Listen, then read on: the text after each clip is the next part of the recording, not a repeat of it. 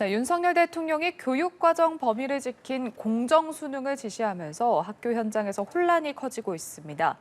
여야 신경전은 이번 주도 계속되고 있는데요. 정치권 소식 두 분과 짚어보겠습니다. 김장수 전 여의도연구원 부원장, 장현주 민주당 법률위 부위원장 나오셨습니다. 어서 오십시오. 안녕하세요. 네, 안녕하십니까. 윤석열 대통령이 학교 수업만 따라가면 문제를 풀 수 있도록 출제를 해라.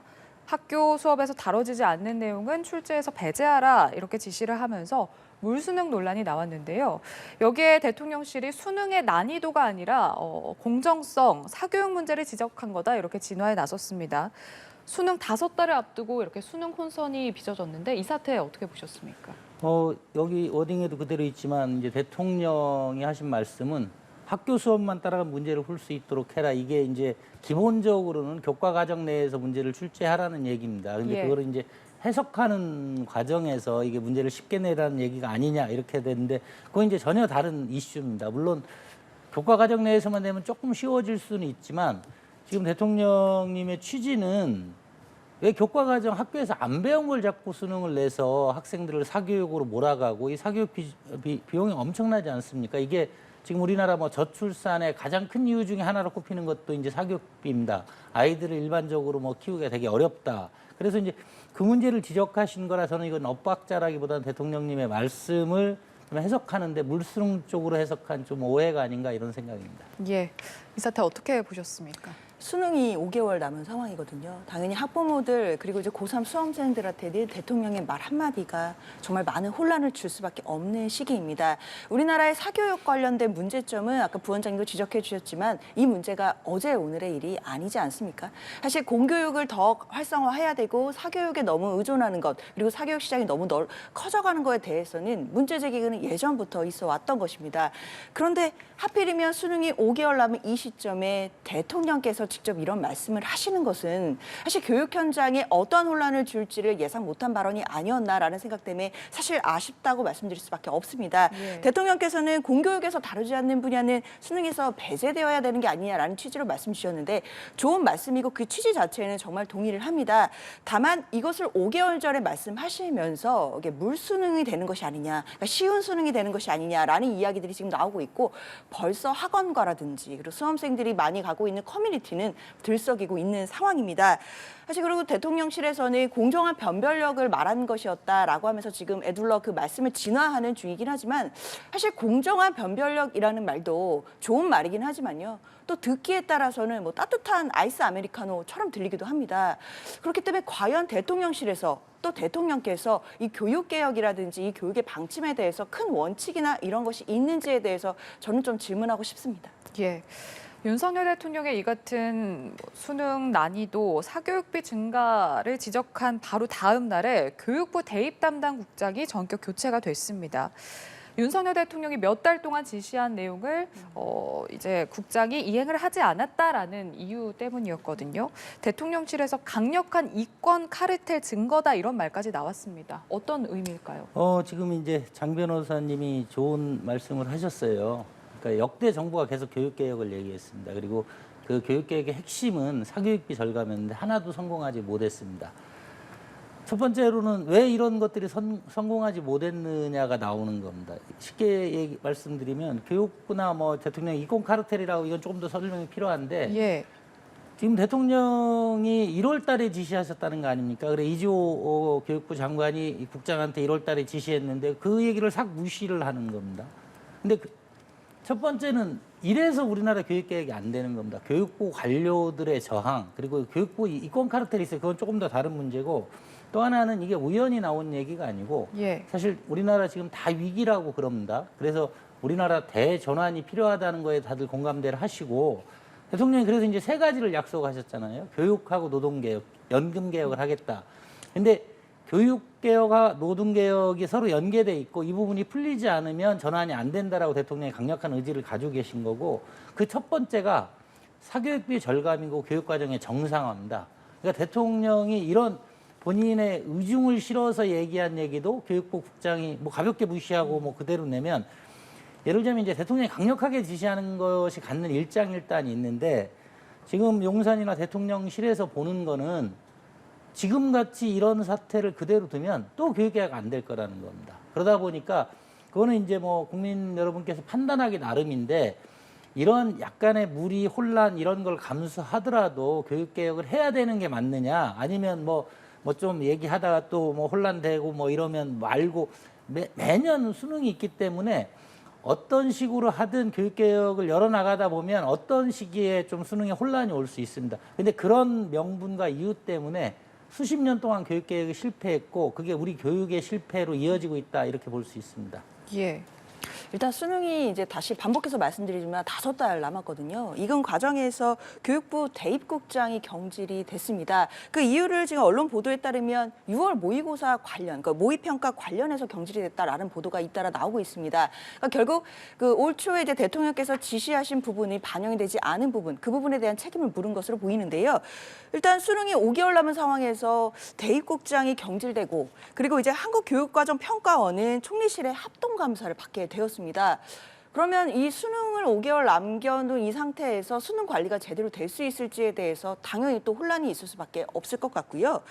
사실 6월에 모의평가가 아직 성적표도 발부가 안 된 상태입니다. 예. 그런데 6월 모의평가를 관련해서 경질을 하기에는 과연 이권 카르텔의 증거가 6월 모의평가라는 것인지 아니면 6월 모의평가에서 그럼 어떤 부분이 잘못됐다는 것인지 구체적으로 어떤 부분이 대통령의 지시에 어긋난 부분인지 이런 구체적인 내용이라도 지금 나와야 되는 것이 아닌가라는 생각이 듭니다.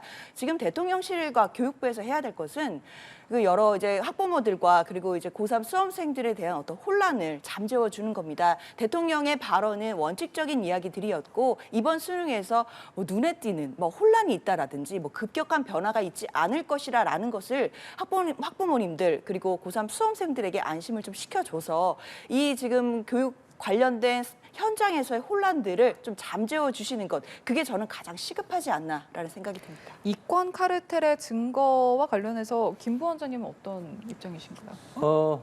일단 이제 이거 뭐 아주 단순하게 말씀드리면 예. 교육계 이권 카르텔이 가장 잘 드러나는 게 교육감 선거입니다. 교육감 선거를 하면 예를 들면 서울시 교육감 같은 경우는 비용은 서울시장하고 거의 같이 들어요. 근데 정당 공천이 아니지 않습니까? 그러다 보니까 15% 못 얻는 분들도 많고 그 사전 하여튼 비용이 한 40몇 억 듭니다. 이 비용 이전까지 문제된 건 어디서 되냐면 사교육 업체에서 냅니다.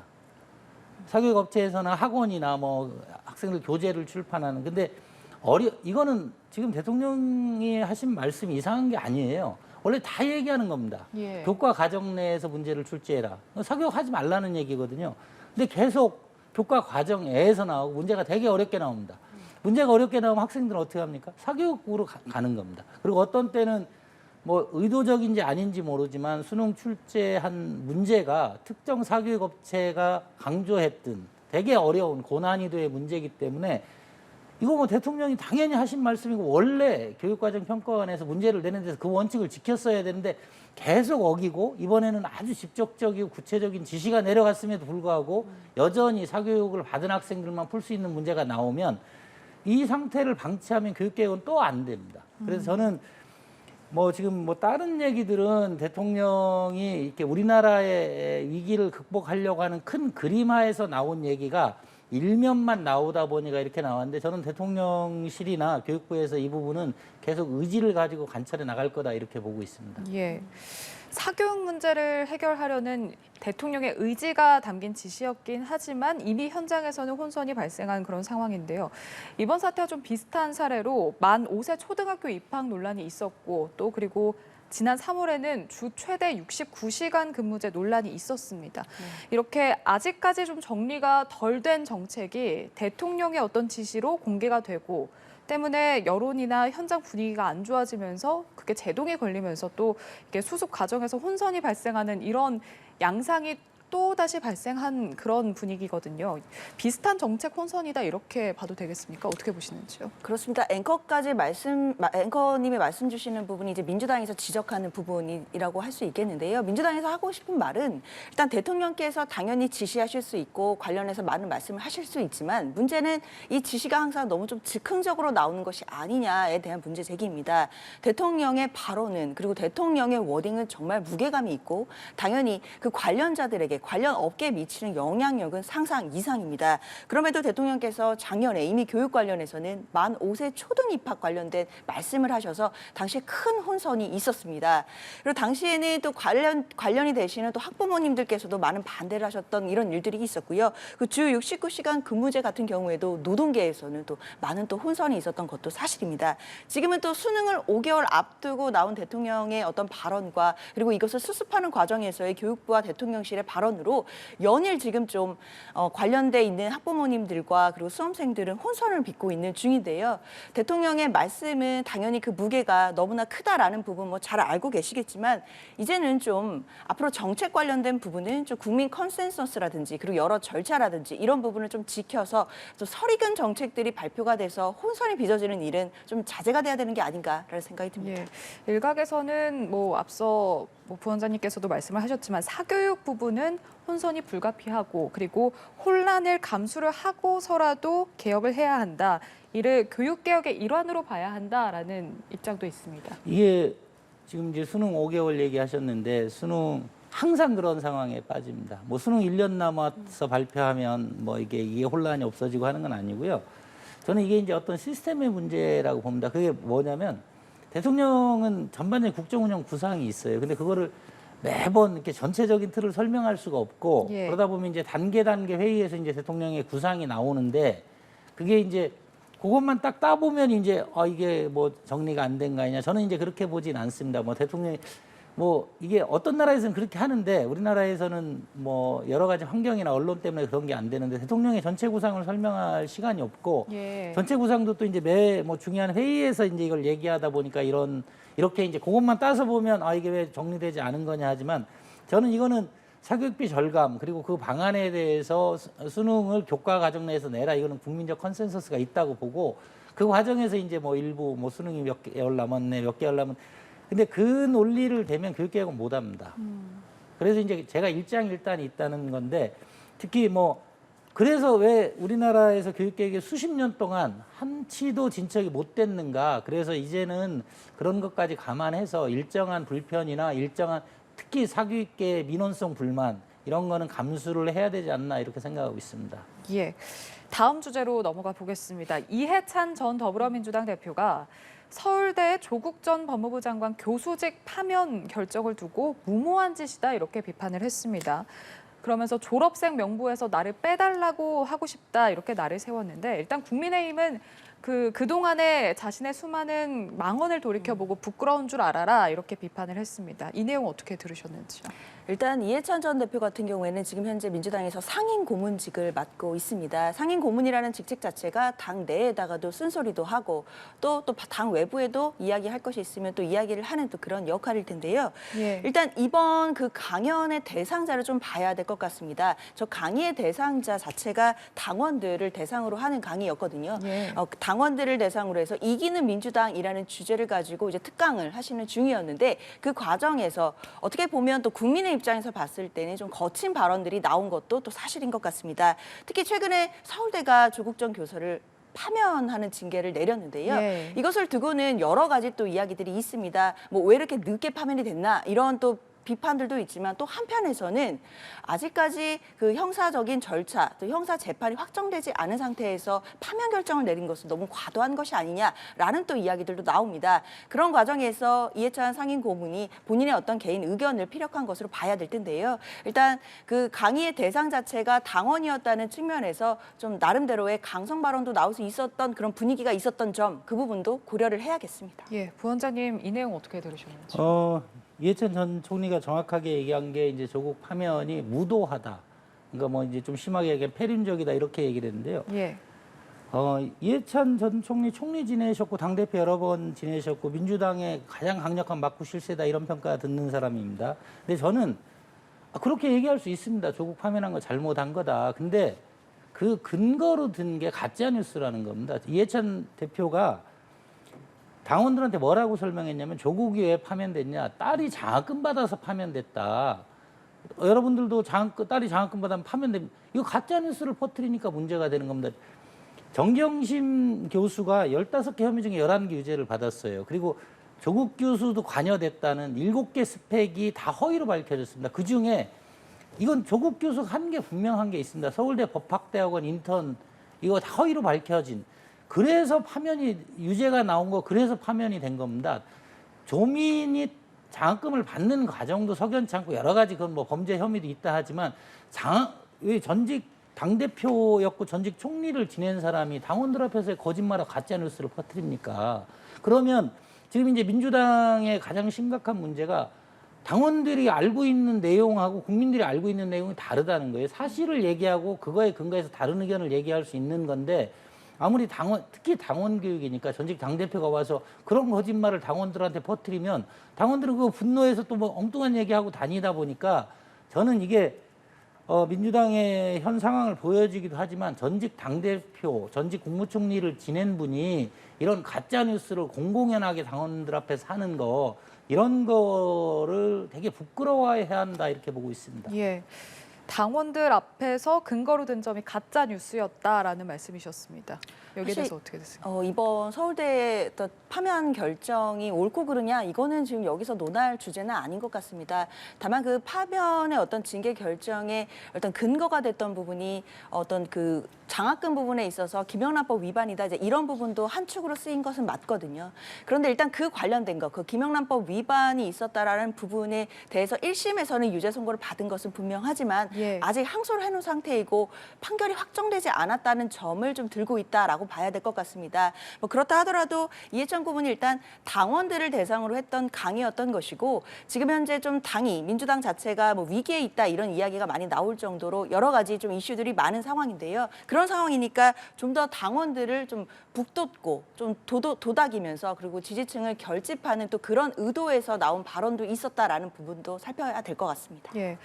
또 같은 자리에서 이해찬 전 대표가 윤석열 정권이 이재명 대표를 끌어내리려 한다 이렇게 주장을 하면서요.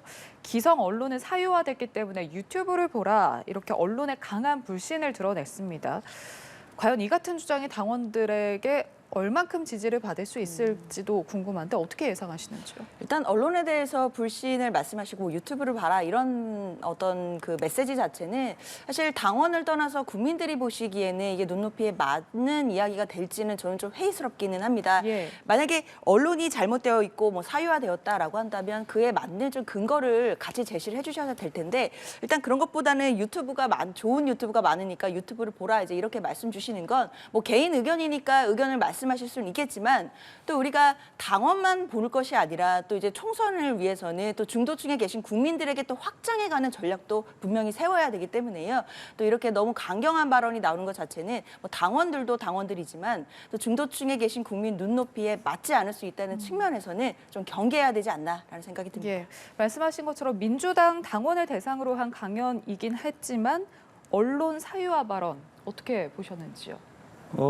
저는 이건 이해찬 대표가 안 하셔도 될 말씀을 하셨다 이렇게 봐요. 왜 이렇게 보냐면 이미 그 얘기도 유명합니다. 그 민주당 강성 지지자들은 자기들한테 불리한 얘기 나오면 다 언론들을 뭐 경향 한결에 같이 뭐 친민주당적이다 하는 언론도 배척하고 이러는데 이런 것도 이제 그냥 그 밑에 있는 사람들 일반 사람들이 얘기하는 거하고 전직 당대표를 지낸 사람이 이걸 공식화해서 얘기하는 건 다른데요.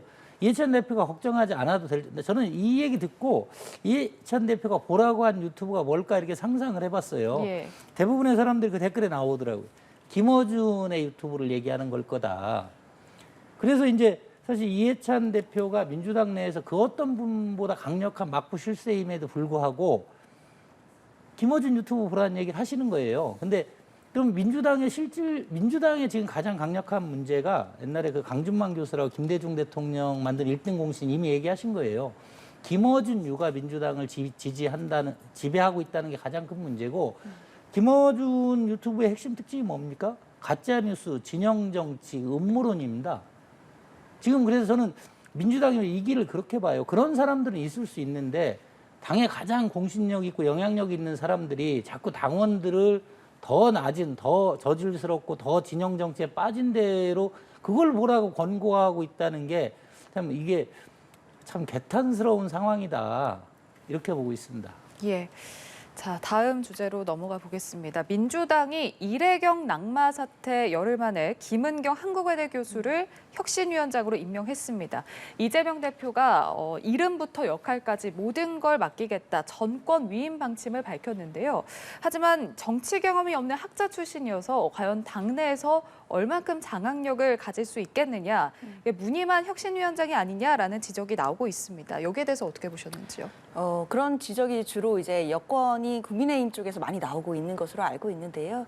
사실 국민의힘 입장에서는 뭐 민주당 혁신위원장이 누가 됐든지 간에 어떻게든 비판을 하려고 했을 거다라고 생각이 듭니다. 왜냐하면 이 혁신위원장이 잘 선임돼서 이 혁신을 제대로 하게 된다면 사실 민주당은 총선을 앞두고 새로 태어날 수 있는 그런 굉장히 중요한 분기점이기 때문에 국민의힘에서는 이 부분을 흔들어야 될 수밖에 없는 또 어떤 정치적인 구도를 가지고 있기 때문입니다.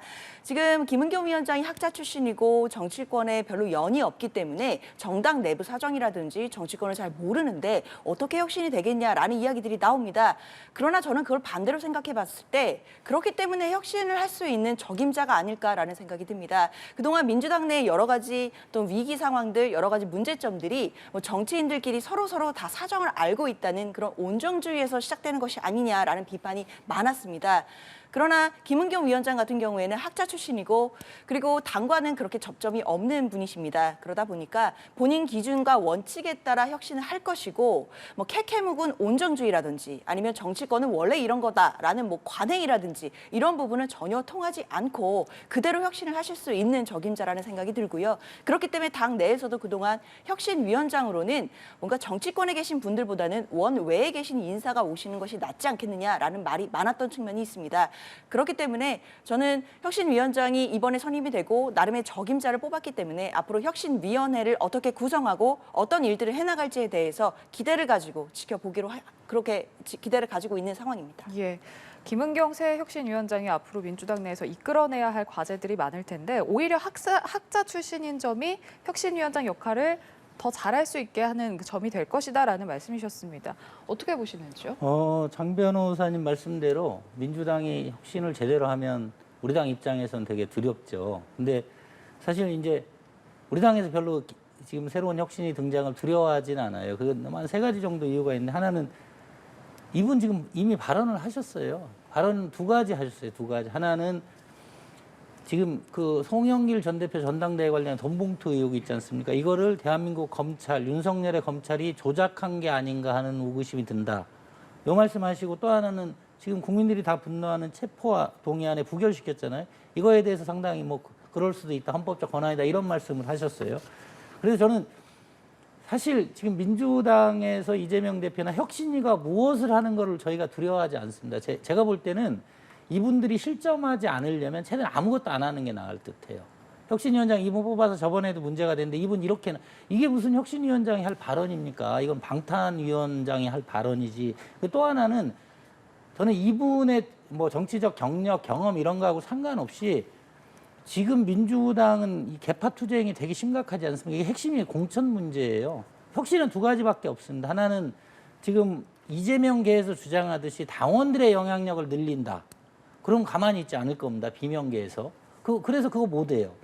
근데 이제 거꾸로 그러면 혁신위에서 그러면 비명계의 의견을 들어준다. 이 양반들은 쉽게 얘기하면 자기들이 원하는 게 공천 보장이에요. 그래서 저는 이재명 대표도 이 혁신위한테 두 가지 역할을 줬다고 봅니다. 하나는 지금 얘기하신 대로 방탄이에요. 본인들이 직접 나와서 얘기하기 그러니까 외부 제3자의 의견을 들어서 지금 이 방탄국회를 변호하고 있는 거고요. 두 번째는 아마 무엇을 하려고 하면 민주당이 상당한 위기에 빠질 거기 때문에 아무것도 안 하고 계실 분을 고른 게 아닌가 이런 생각을 합니다. 사실 김은경 위원장이 말씀하신 부분 중에 돈봉투 의혹이 검찰에 의해서 만들어질 수도 있다라는 말씀을 하신 건 맞는데요. 그 부분이 일견 또 국민의 눈높이에 맞지 않아 보이는 측면도 있습니다. 그러나 저는 그 다음에 하신 말이 더 이 이야기의 취지가 있다라고 보는데요. 자료를 보고 판단하겠다라고 얘기를 했습니다. 그 얘기는 이 돈봉투 의혹과 관련해서는 판단을 지금 당장 유보하고 자료를 보고 본인이 어떤 선입견도 없이 판단을 하겠다라는 이야기로 저는 그렇게 해석을 했는데요. 그 이야기 자체가 이 혁신위원회의 여러 과제 중에 하나는 돈봉투 의혹과 관련된 전당대회 전반에서 무슨 일이 있었는지, 민주당 자체 내에서 우리가 반성해야 될 지점이 없는지 이 부분을 우리가 또 진상을 조사하고 살펴보는 것, 이것도 혁신위원회의 과제일 것입니다. 그렇기 때문에 그것을 맡은 수장인 혁신위원장으로서 이 돈봉투 관련된 사건에 대해서는 예단이라든가 본인의 어떤 결론이라든가 이런 부분을 먼저 예시할 수 있는 이야기들을 하기는 좀 어려웠을 것 같습니다. 그렇기 때문에 판단을 유보하고 자료를 보고 판단하겠다라는 이야기를 함으로써 이 모든 그 돈봉투 의혹과 관련된 것을 포함해서 민주당에서 혁신을 해야 될 모든 부분에 대해서 모든 가능성을 열고 다 보겠다. 이제 이런 취지로 좀 봐야 될 것 같고요. 앞으로 이제 혁신위원회가 구성이 되고 어떤 일을 하는지, 어떤 이야기가 나오는지를 보고 판단해도 늦지 않을 것 같습니다. 예.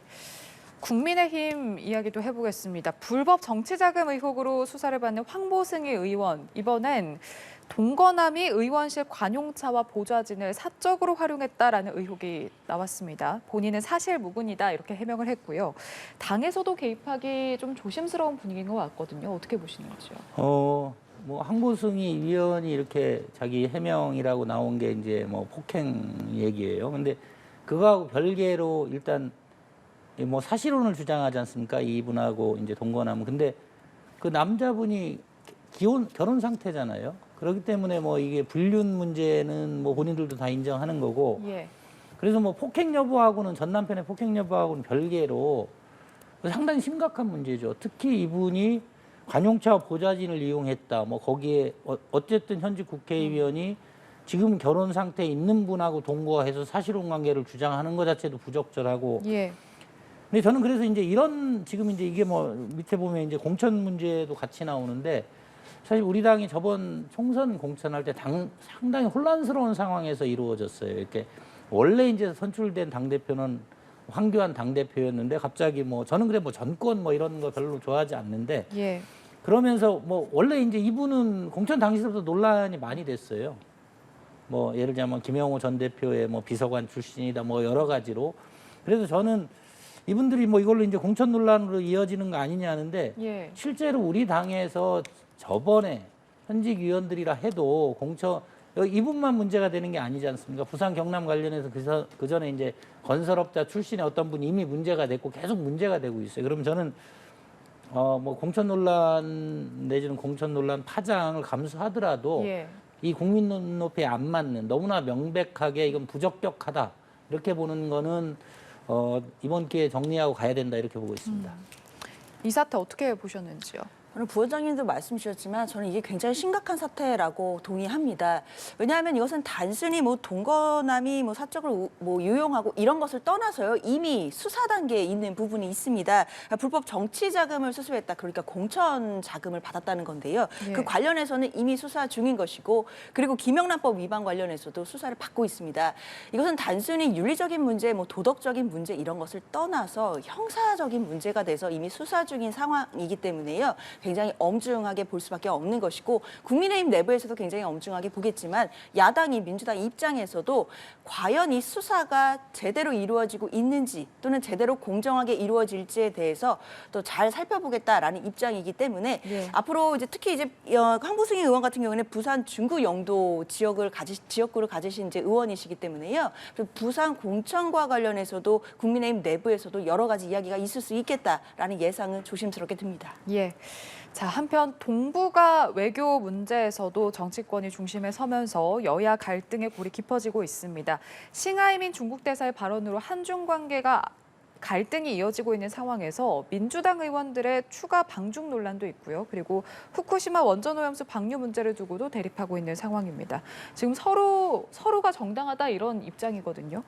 뭐 국민들 입장에서는 정치권이 국민 피로감만 높이고 있다 이런 지적도 나오고 있습니다. 여기에 대해서 어떻게 보시는지요? 저는 그 양당이 지향하는 가치나 뭐 이렇게 지향점이 다르기 때문에 주장이 다를 수는 있다고 봅니다. 국민들도 그건 충분히 이해를 하실 거라고 보고요. 근데 예. 국민의 피로감을 높이는 거는 저는 논의의 수준 때문에 그렇다고 봅니다. 그러니까 그 국회의원들이나 뭐 당이 좀 격조 있게 논의를 해야 된다. 제가 후쿠시마 해양수 특히 관련해서 민주당의 비판적인 거는 이건 어떤 면에서 과학의 영역이고 또 한 면에서 국제적 규범의 영역입니다. 예. 그러니까 과학적으로 어떻게 볼 거고 국제적 규범이 어떻게 돼 있느냐고 우리나라 이미 세계 7, 8위 강대국입니다. 이걸 우리가 안 지킬 수가 없는데 그 논의 수준이 안전하면 네가 마셔라 뭐 이런 거 아니면 아이들 싸움할 때도 쓰지 않는데 너 일본 편이냐 이렇게 논의 수준을 확 끌어내려요. 그러면서 지금 중국하고 관련해서는 정말 외교적 격이나 국제 규범에 전혀 맞지 않는 아주 굴욕적인 외교를 보이고 있다. 저는 그래서 굴욕적인 외교다 내지는 일본 해양 오염수 방류 문제에 대해서 비판을 할 수는 있지만 그거를 좀 과학적인 근거나 다른 이거 국제 규범이 이런 것도 있다 이렇게 해야지. 그러다 보니까 얼마나 국민들 보시기에 피로하시겠어요. 이게 무슨 애들도 그렇게 하지도 않는 그 전국의 플랜카드를 그렇게 걸어요. 그래서 저는 자 민주당 이렇게 저거 자기들이 정권 잡고 있으면 저희가 감당할 수 있는 얘기가 아니에요. 예. 그래서 그런 면에서 좀 논의의 수준을 서로 높이려고 노력을 해야 된다 이렇게 보고 있습니다. 피로감이 높은 이유는 논의 수준이 낮기 때문이다라고 말씀해 주셨습니다. 일단 국민들께서 피로감이 높으시다는 말은 정말 동의를 합니다. 예. 외교 안보 영역에 있어만큼은 여야가 있을 수 없습니다. 그럼에도 자꾸만 이런 부분에 놓고 부딪히고 정쟁화되는 것 자체가 굉장히 필요한 건 사실인 것 같은데요. 사실 지금 우리 정부가 미국과 일본과의 공조를 강화하면서 또 상대적으로 중국과의 관계가 매우 경색되고 있습니다. 그러나 그 관계 두 개는 선택적인 관계가 아닙니다. 미일과의 관계를 강화하는 거 좋은데요. 예. 그렇다고 해서 중국과 관계가 꼭 나빠져야 될 필요는 없습니다. 중국은 우리와 경제 협력 관계로서 아주 중요한 또 국가이기도 하기 때문일 텐데요. 특히 지금 미국과 영국도 중국에게 손을 내밀고 있습니다. 우리도 이러한 시점에서 그리고 국제 정세가 급변하는 이 사태에서 정부가 외교를 어떻게 해야 되는지 국익을 위한 실용 외교가 어떤 것인지에 대해서 고민을 좀 해주셨으면 좋겠습니다. 예, 알겠습니다. 정치권 이슈도 여기까지 들어보도록 하겠습니다. 김장수 전 여의도연구원 부원장, 장현주 민주당 법률위 부위원장과 함께했습니다. 오늘 말씀 고맙습니다. 감사합니다.